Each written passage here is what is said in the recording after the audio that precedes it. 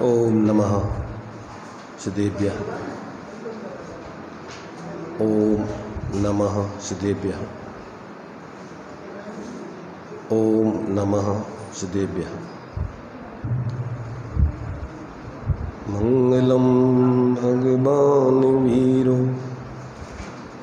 मंगलम गौतमो मुनि मंगलम कुंद कुंदाद्यो जैन धर्मोस्तु मंगलम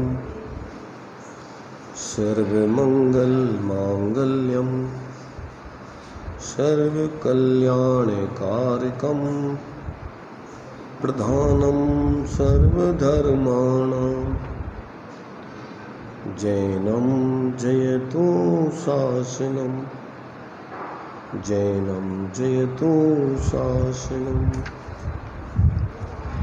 वंदितु सव्यसिद्धि धुवनचलमणोवभुङ्गदिं पते मोक्षामि समय पावुणो विणमो शुद्धि केवली भणिदम् नमः शमै साराय स्वानुभूत्या चकासिते चित्स्वभावाय भावाय सर्वभावान्तरच्छिदे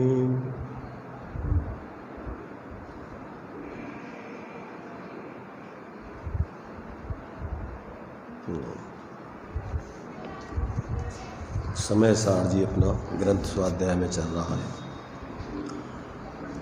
इसमें परिशिष्ट के माध्यम से अपनी चर्चा चल रही है। इस परिशिष्ट में वस्तु स्वरूप को समझने के लिए जो स्यादवाद के माध्यम से अनेकांतात्मक वस्तु स्वरूप को यहाँ समझाया गया है, उसको यहाँ दो प्रकार से स्पष्टीकरण आचार्य देव ने दिया है। एक तो परस्पर विरुद्ध धर्मात्मक ऐसी जो अनंत शक्तियाँ हैं, और दूसरा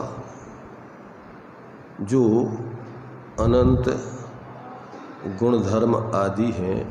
यहाँ धर्मात्मक परस्पर विरुद्ध धर्मात्मक जो दो शक्तियाँ हैं उनके माध्यम से, चूँकि वो भी अनंत शक्तियाँ हैं और धर्म है उसको धर्म बोलते हैं। दूसरे नंबर पर यहाँ पर रहने वाले आत्मा में जो अनंत गुण और शक्तियाँ हैं उनके माध्यम से। पहले पाठ को तो चूँकि परस्पर अनंत विरुद्ध धर्म है, उनमें से कुछ धर्मों के माध्यम से अपन को पहले स्वरूप की जानकारी दी। उसमें आचार्य देव ने यहाँ 14 भंग बना के समझाया था। मूल में तत् अतत्, एक अनेक, सत असत, नित्य अनित्य, सत असत के 4 भंग किए थे। स्वद्रव्य क्षेत्र काल भाव, परद्रव्य क्षेत्र काल भाव से नास्ति, स्वद्रव्य क्षेत्र काल भाव से अस्ति। ऐसे पहले तो परस्पर विरुद्ध धर्मात्मक ऐसे वस्तु स्वरूप को यहाँ पर समझाया था। यदि ऐसे परस्पर विरुद्ध धर्मात्मक वस्तु स्वरूप में से अगर आपने उसके यथार्थ स्वरूप को नहीं समझा, वस्तु तत् अतत्, एक अनेक, सत असत, नित्य अनित्य जैसी है वैसी अगर अपन ने नहीं समझी और एक ही धर्म मान लिया, एक ही धर्म माने एक पक्ष रूप धर्म को ही माना, आत्मा को अपन ने एक रूप ही माना, अनेक रूप नहीं माना, नित्य रूप ही माना, अनित्य रूप नहीं माना, तो अभी आपको वस्तु स्वरूप का बोध नहीं है। और जिस वस्तु स्वरूप को भूल करके अपन अनादिकाल से मिथ्या दृष्टि बने हुए हैं, वो अपना मिथ्यात्व दूर नहीं हो सकता है। तो पहले तो अपन सविकल्प दशा में आगम से, युक्ति तर्क से, ज्ञानियों के उपदेश से जैसा वस्तु का स्वरूप है वैसा समझें। तो पहले परस्पर विरुद्ध धर्मात्मक, फिर अनंत शक्तियात्मक, माने उसमें जो है विरुद्ध धर्म न बता के अस्थि रूप में ही उसके उन धर्मों को, शक्तियों को, गुणों को स्पष्ट किया आचार्य देव ने। तो ये दूसरा पक्ष अपना यहाँ पर, चूँकि अनंत शक्तियाँ हैं, अनंत धर्म हैं, तो अनंत धर्मों को समझा तो अपन शब्दों में नहीं सकते। उस अनंत धर्मात्मक वस्तु का अनुभव करके उसका संवेदन किया जा सकता है। समझने में तो अपन विकल्पात्मक रूप में जितने भी माने सविकल्प दशा में समझेंगे तो वो तो उसके कुछ ही धर्म हो सकते हैं। सारे धर्मों को शब्दों में कहा नहीं जा सकता, सारी शक्तियों को शब्दों में कहा नहीं जा सकता, और विकल्पों में वो आ नहीं सकता। जो अनंत धर्मात्मक सत्यात्मक आत्मा है, विकल्पों के माध्यम से वो अनुभव में आता नहीं। तो अब वो आत्मा तो ऐसा जो निर्विकल्प स्वभावी है, वो अपने इस 5 इंद्रियों मन संबंधी विकल्पों से परे होकर अपने उस स्वरूप में ढल करके निर्विकल्प होकर अनुभव में आता है।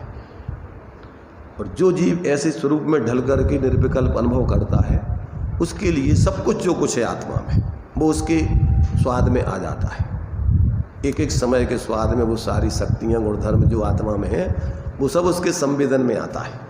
अब शब्दों में जब वो देखो, छद्मस्त दशा में छद्मस्तों का उपयोग अपने स्वरूप में अंतर्मुहूर्त से ज़्यादा रुकता नहीं है। अगर टिके तो क्या होगा,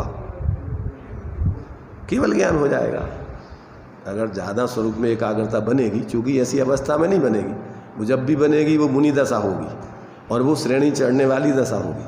अभी तो अपन निचली भूमिका में चतुर्थ गुणस्थानजन, पंचम गुणस्थानजन, मुनि दशा होगी तो छठम सप्तम गुणस्थानजन अथवा ऊपर का उसकी लीनता वाला स्वरूप का अनुभव होगा। स्वरूप वही है। तो ऐसे अपने उस स्वरूप की जब व्यक्ति को, पहले तो जिसके बारे में अनभिज्ञ है, तो पहले तो उसका लक्ष्य ही नहीं है। रात दिन पर लक्ष्य करके ही व्यक्ति जीता रहता है।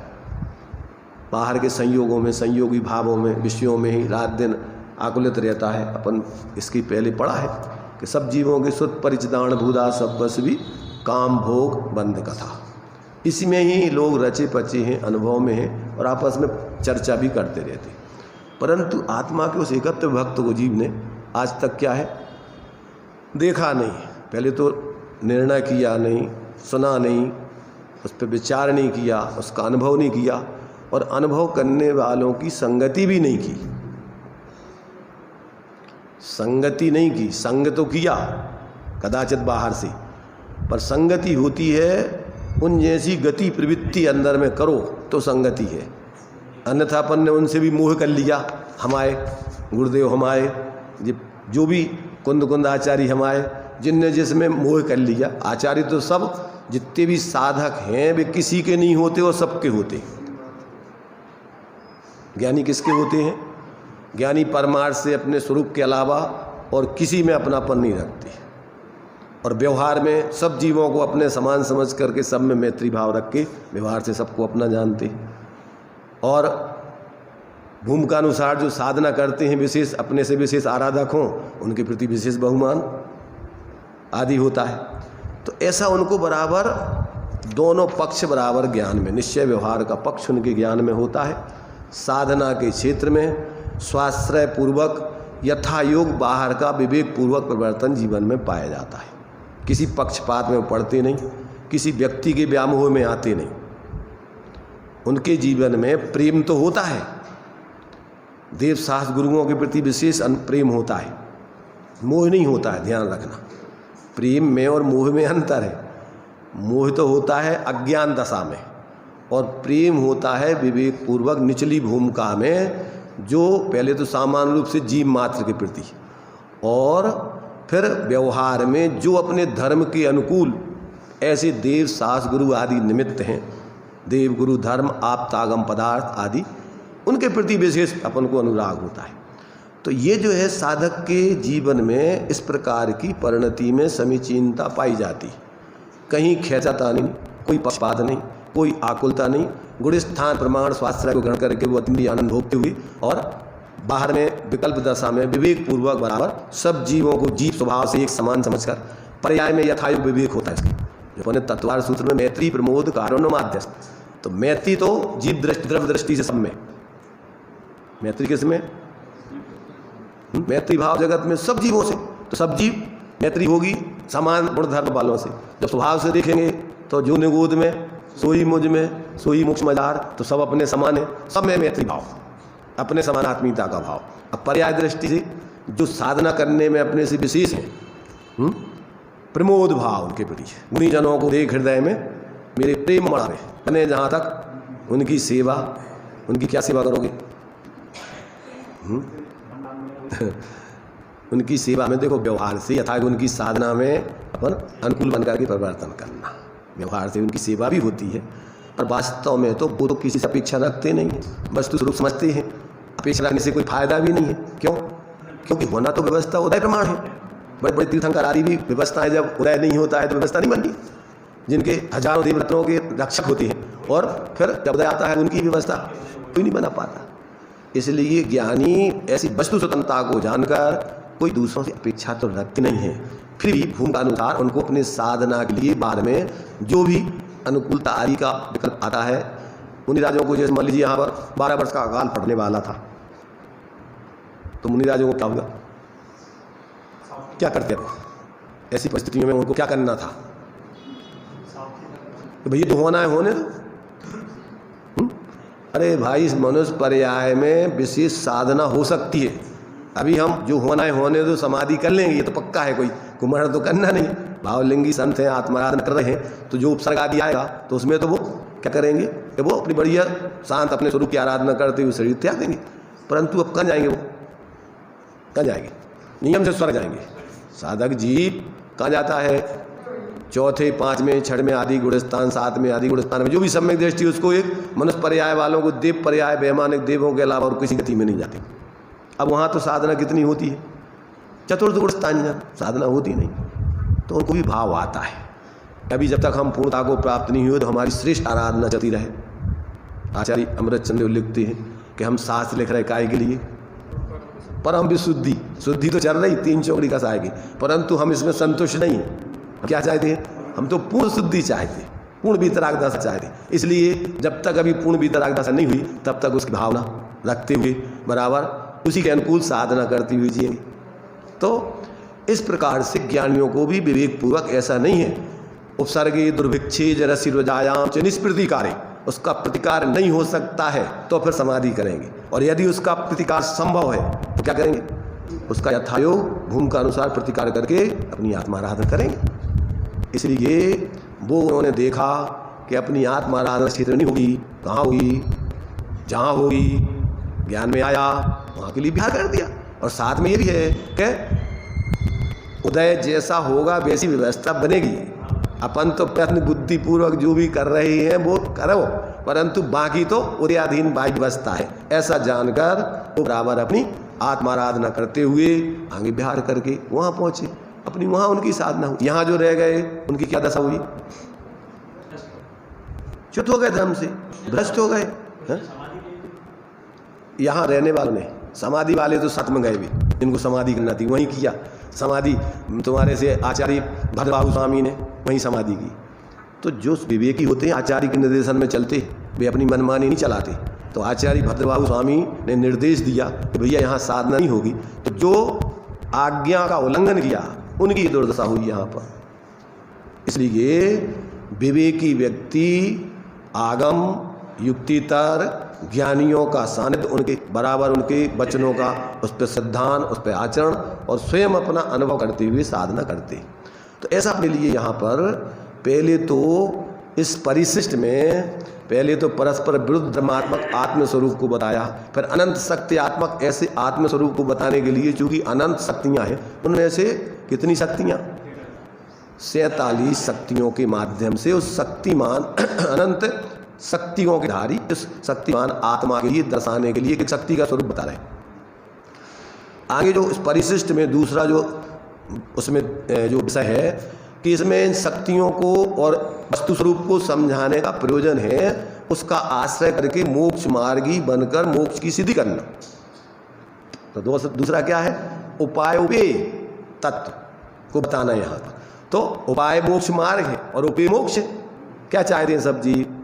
ये त्रिभुवन में जीवन सुख चाहे दुखते भवन और सुख है आत्म को हित है सुख सो सुख आकुलता बिन कहिए और आकुलता से माही ना ताते से मंगलांग चाहिए। उस मार्ग में लगो, उस मार्ग में लग करके उस मुहे रहत दशा को प्राप्त करो। ऐसे इसमें इस परिशिष्ट में जो आत्मकल्याण के लिए जितना जरूरी है संक्षेप में उपसंहार के रूप में जो सब कुछ है, पूरा ग्रंथ अगर ना अपन ने पढ़ पाया हो ना समझ पाया हो तो इस परिशिष्ट को ईमानदारी से व्यक्ति समझकर जीवन में प्रयोग करे तो उसका मोक्ष मार्ग मोक्ष की सिद्धि होगी, उसमें कहीं कोई व्यवधान आने वाला नहीं। तो ये अपने लिए यहाँ पर जो अपनी चर्चा चल रही है कि इन 47 शक्तियों के माध्यम से उस अनंत शक्तियों के धारक आत्मा को यहाँ दर्शा रहे। तो अभी अपनी चर्चा कौन सी शक्ति तक की हो गई? 12 नंबर तक की शक्ति की अपन ने चर्चा कर ली थी। अब 13 नंबर की शक्ति कौन सी है? 13 नंबर की शक्ति है यहाँ पर कौन सी? असंकुचित विकासत्व शक्ति। तो उसका स्वरूप क्या बताया इसमें? क्षेत्र काल अनवच्छिन्न चिद विलास आत्मिका असंकुचित विकासत्व शक्ति। क्या है इसका नाम? क्षेत्र काल अनवच्छिन्न चिद विलास आत्मिका असंकुचित विकासत्व शक्ति, अर्थात क्षेत्र और काल से निर्बाध ऐसी जो चैतन्य की विलासात्मक अर्थात ऐसी चैतन्यात्मक और जो कैसी है असंकुचित विकासत्व शक्ति जिसमें संकोच रहित विकास व्याप रहा है। देखो इसका एक अर्थ अपन ये भी बोलते हैं जैसे अनादि अनिधन बोलते हैं ना। क्या बोलते हैं? अनादि अनिधन। जैसे एक अपन बोलते हैं आगे जो है सामान्य गुणों में एक कौन सा गुण है? 6 सामान्य गुण हैं, उनमें से कौन से हैं? अगुरु लघुत्व। एक अगुरु लघुत्व गुण है, उसकी क्या परिभाषा है?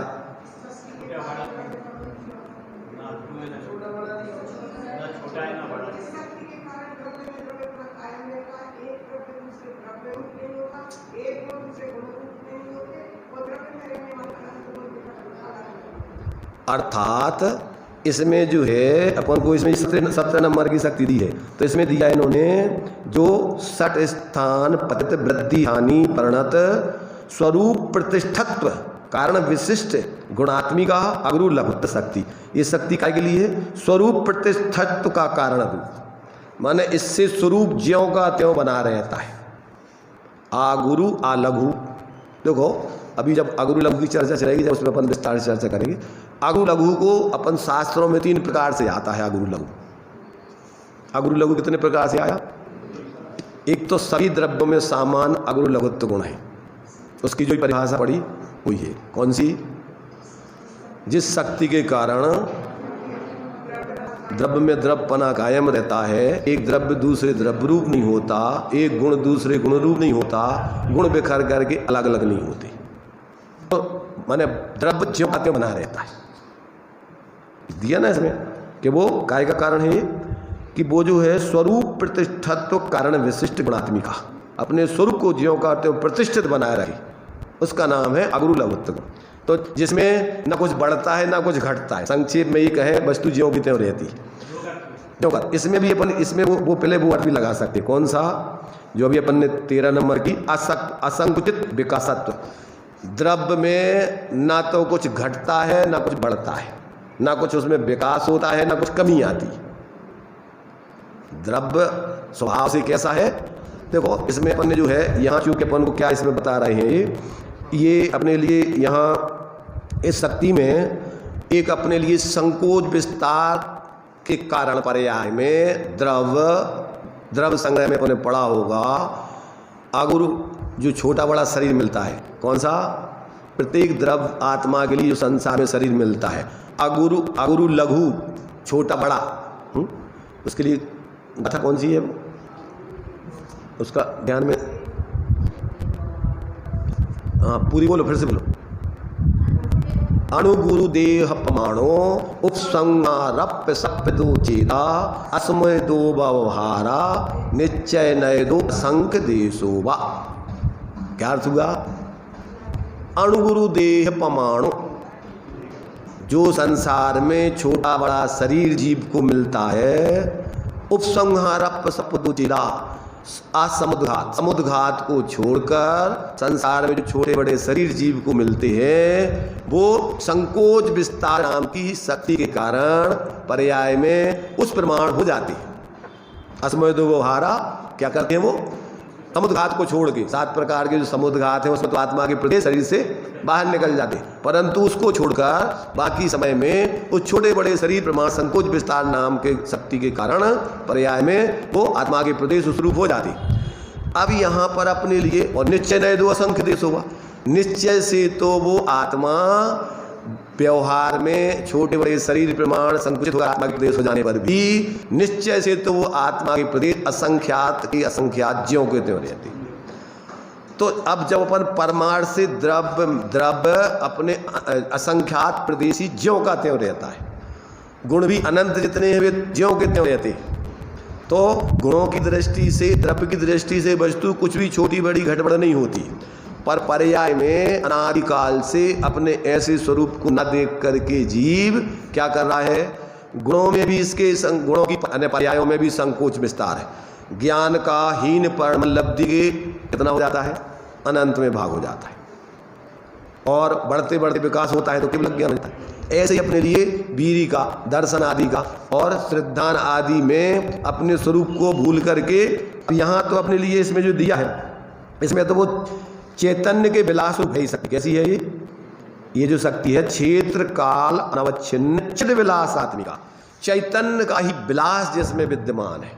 तो अब अज्ञान दशा में ऐसे चैतन्यात्मक स्वरूप को, एक रूप स्वरूप को जीव ने न देकर पर्याय में आज तक अपन काय का विलास कर रहे, सिद्धांत में काय का विलास हो रहा है, शरीर आदि में एकत्व बुद्धि करके मिथ्यात्व का विलास चल रहा है, मिथ्यात्व का परिणमन चला है। जब तक ऐसे अपने स्वरूप को नहीं देखें तब तक क्या हो रहा है कि अपन अपने स्वरूप का जो वास्तव में जैसा परिणमन अपनी पर्याय में होना चाहिए वैसा नहीं हो रहा है।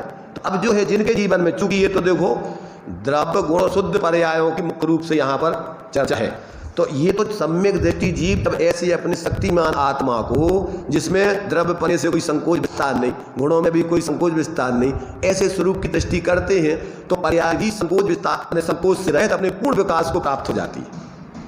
क्या करती है वो पर्याय में? फिर ऐसे अपने संकुचित विकासत्वपने से रहित एक रूप द्रव सामान्य स्वरूप को जब परिणति में अपन अपना स्वरूप जानते देखते हैं तो पर्याय में संकोच रहित पूर्ण विकास को प्राप्त होकर के अपनी शुद्ध दशा प्रकट हो जाती है।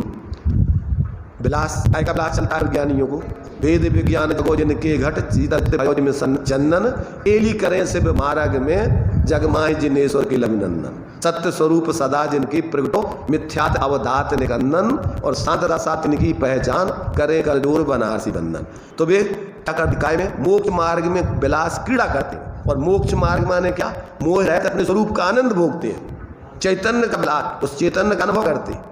तो ज्ञानी जीवों को तो अपना चैतन्य का ही विलास अपने श्रद्धान में, अपने ज्ञान में, अपनी परिणति में बढ़ता है, वो अपना संयोगों में और संयोगी भावों में अपना स्वरूप जानते नहीं है, तो उनको काय का विलास है? अपने चैतन्य का ही विलास निरंतर बढ़ता है। और ऐसे चैतन्य के विलास को जो अंदर में अपने अनुभव में लेते हैं, उनकी पर्याय में पूर्ण विकास होकर के संकोच रहित पूर्ण विकास को प्राप्त होकर ऐसी सर्वज्ञ दशा, सर्वदर्शित्व दशा, ऐसी पूर्ण छायक चारित्र की दशा, ऐसी पूरी श्रद्धान की दशा, अनंत गुणात्मक ऐसी पूर्ण विकास को प्राप्त होता है। कब? कि जब अपने ऐसे जो संकोच विस्तार से रहते, ऐसा जो एक रूप अपना स्वरूप है उसमें कोई घटी बड़ी नहीं होती। निश्चय से आत्मा के प्रदेश कितने हैं? ज्यों कहते हैं असंख्यात असंख्यात रहते, उनमें कुछ भी घटता बढ़ता नहीं। ऐसे अपने जो आत्मा के अमूर्तिक प्रदेश है, अमूर्तिक प्रदेशों का पुंज, प्रसिद्ध ज्ञानादि गुणों का धारी, अनादि धन, एक रूप जो अपना स्वरूप है, जब उसकी दृष्टि ज्ञान, उसकी स्थिरता अनुभव होता है तो परिणति भी उसी के अनुरूप ढल जाती है। फिर परिणति में भी किसी प्रकार का संकोच विस्तार नहीं होता, एक रूप दशा पूर्ण विकास रूप सदा काल बनी रहती है। तो ये अपने लिए जो है, जब तक आत्मा के ऐसे स्वरूप को, जो कैसा है, जो वास्तव में संकोच विस्तार से रहते, ऐसा एक चैतन्य स्वरूप है, चैतन्य का ही विलास जिसमें विद्यमान है, ऐसे अपने स्वरूप की जब दृष्टि बनती है तो पर्याय में भी संकोच रहते, ऐसा पूर्ण विकास होकर के अपनी परमात्मा दशा प्रकट हो जाती। क्या देखो भाई, यहाँ पर एक एक शक्ति जो है अपन को, उस शक्ति, जिस शक्तिवान आत्मा की है, उस स्वरूप की तरफ अपना ध्यान कराया जा रहा है, उस तरफ लक्ष्य कर। जिनको स्वरूप का लक्ष्य है, अनुभव है, वो तो उसका निरंतर उसी चैतन्य का विलास करते हैं।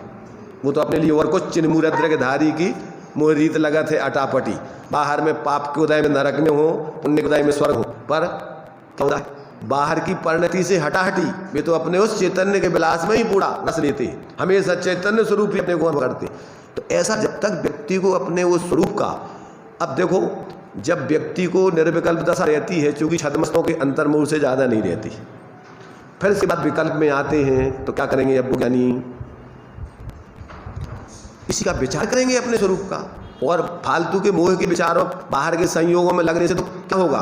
अपने स्वरूप से बाहर अपनी कसाएं बढ़ेंगी, राग द्वेष बढ़ेंगे, व्यर्थ का जो है अपने उपयोग में मलिनता खड़ी होगी। ये तो अपने लिए अस्थान है, कोई स्थान है, अवलंबन लेने लागे नहीं है। निचली भूमिका में अशुभ वचनार्थम, कोई स्थान निषेधार्थम, ज्ञानी जीव फिर ये काम करते हैं। आचार्य कुंदकुल देव, आचार्य अमृतचंद देव, आचार्य जयसेन स्वामी, अन्य भी अपने लिए जितने भी विद्वान हुए हैं, उनने क्या किया?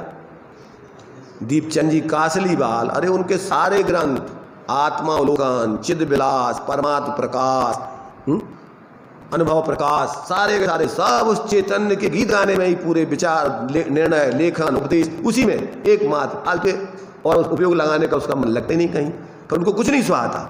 जब ने जातम अनुभव आवे तब और कछु नहीं सुहावे, सब रस निरस हो जाता तत्क्षण, अक्ष विषय नहीं भावे। गोष्ठी कथा, इन विकल्पों में भी उनको रस नहीं आता है, गोष्ठी कथा कौतूहल बिगड़े, पर मजबूरी है। क्यों? कि जब तक आप वो स्वरूप में पूर्णलीनी हो जाएंगे तो अब ये नहीं करेंगे तो फिर फालतू के विकल्पों में जाएंगे, वहाँ तो अपने स्वरूप से और दूर चले जाएंगे।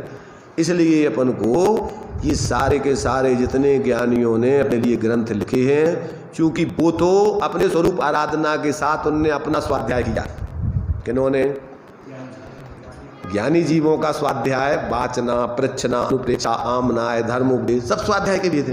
तो अब इसके माध्यम से ही वो अपना स्वयं का ही अध्ययन करते हुए अपने स्वरूप के नजदीक बने रहने के लिए कार्य किया।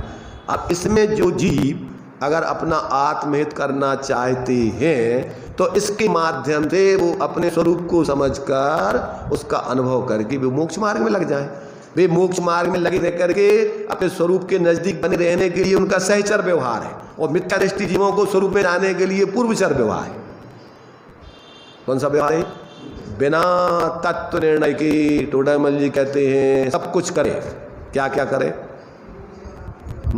फिर तो बास आदि करे, और जो कुछ व्यवहार के धर्म है उन सबको करे, परंतु तत्व निर्णय नहीं करे तो क्या होगा? स्वरूप की अनुभूति नहीं होगी, मिथ्यात्व का नाश नहीं होगा। इसलिए अज्ञानी जीवों को सबसे प्रथम तत्व निर्णय करने के लिए ये अपन को समझना आवश्यक है। आवश्यक नहीं है, वास्तव में इसके बिना पार पड़ने वाला नहीं है, बाकी भटकर के अलावा और कुछ नहीं है। तो इन प्रकार व्यक्ति को इसमें लग करके और स्वरूप का निर्णय, अकेले देखो संतुष्ट नहीं होना, स्वाध्याय को एक आदत बना करके मात्र औपचारिक और दूसरी अपने लिए जैसे आते हैं, और इसमें भी अपन ने एक आदत बना करके और संतुष्ट हो जाएंगे, कार्य नहीं बनेगा। इसमें आपको तड़प बनी रहना चाहिए जब तक स्वरूप अनुभव नहीं हो, और स्वरूप अनुभव के लक्ष्य से ये करना है, तब तो ये व्यवहार हमारा अगर इस व्यवहार में अपन मूर्छित हो गए, इसी व्यवहार में संतुष्ट हो गए, तो फिर वो व्यवहार परमार्थ का कारण नहीं बनेगा। क्या कह रहे? व्यवहार काय के लिए है? श्रीमद जी ने क्या लिखा? साधे जो परमार्थ को वह व्यवहार समन। जिस व्यवहार से परमार्थ की सिद्धि हो, शुद्धि हो, वृद्धि हो, वो व्यवहार है, और जिस व्यवहार से परमार्थ की सिद्धि नहीं हो, शुद्धि नहीं हो, वृद्धि नहीं हो, वो व्यवहार नहीं। तो ये आपको यहाँ पर इस 47 शक्तियों में जो अपने लिए यहाँ पर 13 नंबर की शक्ति है, वो द्रव्य वास्तव में तो ऐसा है, स्वरूप से तो वो असंकुचित विकास स्वरूप है, जिसमें कोई संकोच विस्तार होता नहीं है, एक रूप ज्यों का त्यों रहता है। ऐसे अपने उस स्वरूप को जो समझ लेता है तो पर्याय में जो संकोच विस्तार हो रहा है अपने प्रदेशत्व में भी और अनंत और गुणों में भी, ज्ञानादि आदि में, उनमें भी हीनाधिकता पर्याय में होती रहती है, समय मिथ्यापना चलता रहता है। तो ये भी समाप्त होकर के अपने इस एक रूप जो द्रव्य है जिसमें कोई भी घटाबड़ी नहीं होती, एक रूप बना रहता है। ऐसे अपने उस स्वरूप को जो अपने ज्ञान में सिद्धांत में नाम लेता है तो उसकी पर्याय में भी संकोच से रहित पूर्ण विकास दशा को प्राप्त होकर उस परमात्मा दशा को प्राप्त कर लिया। तो ये अपने लिए आचार्यों ने एक एक शक्ति के माध्यम से ऐसे अनंत शक्तियों को धारण करने वाले आत्मा को अनुभव करने के लिए ये प्रेरणा दे रहे हैं, अनुभव करने के लिए शक्तिमान को बतला रहे हैं। उन एक एक शक्तियों के विकल्प करते रहने के लिए नहीं बता रहे, एक एक शक्ति को समझ करके याद करके उन्हीं में लगे रहने के लिए बता रहे। काय के लिए बता रहे? ऐसी ऐसी ऐसी अनंत शक्तियों को धारण करने वाला जो आत्मा है वो एक एक शक्ति का रूप अनंत शक्तियों में गुणों में रहता है, इसलिए वो कोई अलग अलग शक्तियां नहीं रखी हैं, वो तो एक अखंड द्रव्य में सब समाहित हो जाती है अभेद रूप से। जो अपन उस द्रव्य को देखते हैं तो ऐसी अनंत शक्तियों का अनुभव रस, गुण अनंत के रस सवई अनुभव रस की माय याते अनुभव सारी को और दूसरों नाय। एकमात्र अगर तुम्हारे लिए उस अनंत शक्तियों का स्वाद लेना है, रस लेना है, तो एक स्वरूप अनुभव के अलावा और इसके अलावा कोई दूसरा उपाय नहीं। और स्वरूप अनुभव करने के लिए सब स्वतंत्र है, स्वाधीन है स्वरूप अनुभव, किसी दूसरों के अधीन नहीं है। कौन कराएगा स्वरूप अनुभव? स्वयं ही अपने कारण से अपन स्वरूप अनुभव से वंचित है और स्वयं ही अपने कारण से क्या है, अपने स्वरूप के अनुभव को करके और अपनी मूलता को छोड़ करके सच्चे मोक्ष मार्गी बन सकते। इसलिए अपन को यहाँ पर ये पूर्ण निरपेक्ष जो अपना स्वरूप है पर से, जिसमें किसी पर की कोई अपेक्षा नहीं है, अपनी परिणति में ऐसी अपन निरपेक्षता ला करके और स्वास्थ्यता ला करके अपन अपनी परिणति को भी वास्तव में अपने द्रव्य के अनुरूप ढाल करके ऐसा अनादिकालीन जो बहिर्मुक्ता वाला जीवन है उससे रहित होकर अंतर्मुक्ता वाले इस मोक्ष मार्ग को ग्रहण करें। वास्तव में इसी में ये अपने मानव जीवन की, जैन कुल की और आत्मा की हित की सार्थकता है। इसके अलावा और कोई दूसरा उपाय सुखी होने का न था, न है, न होगा। किसके लिए? जी मात्र के लिए। ये तो अपन ने अपनी अज्ञानता से धर्म के नाम पर सब संप्रदाय बना रखे। धर्म में कोई बाड़ा नहीं होता है, धर्म तो वस्तु स्वरूप की आराधना है, समझ करके उसकी आराधना है। और वस्तु की आराधना जो करता है वो सब पक्षातिक्रांत हो जाता है, वो ना किसी संप्रदायों में एकत्व बुद्धि करके जीता है, ना किसी व्यक्तियों में मोह करके जीता है। बराबर विवेक पूर्वक सब जीवों के प्रति मैत्री भाव रखकर, धर्मात्माओं के प्रति अनुराग रखते हुए और दुखी जनों के प्रति करुणा दया का भाव रखते हुए यथायोग उनके साथ व्यवहार करते हुए ठीक कसाई मिथ्या दृष्टि सामुदायिक बुद्धि वाले और मिथ्याचारी ऐसे जीवों को ज्ञान में जानकर उनके प्रति भी दुर्भाव नहीं करता है। क्या करता है? माध्यस्थ भावम विपरीत वृत्तौ, दुर्जन क्रूर कुमार ग्रतों पर क्षोभ नहीं मुझको आवे, साम भाव रखूं मैं उन पर ऐसी परिणति हो जावे।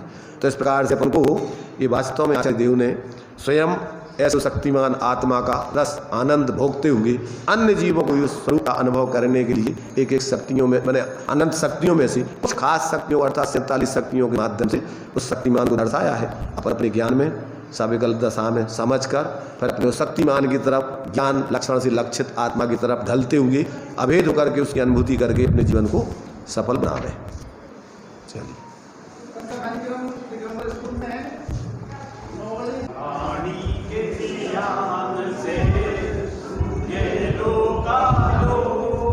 सोबाणी मस्तक नमो सदा देत हूँ।